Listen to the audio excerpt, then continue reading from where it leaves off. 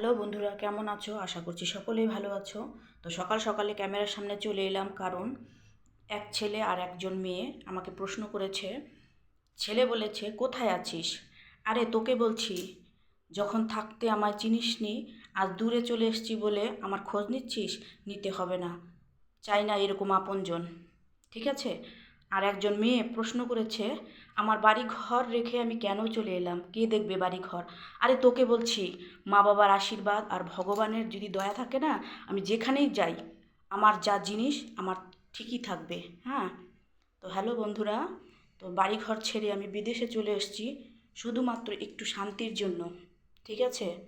তো তোমাদেরকে বলা হয়নি, তোমরা অনেক ভিডিওতে দেখেছো, কারণ সেরকম আমার পরিস্থিতি আসেনি যে তোমাদেরকে জানাবো।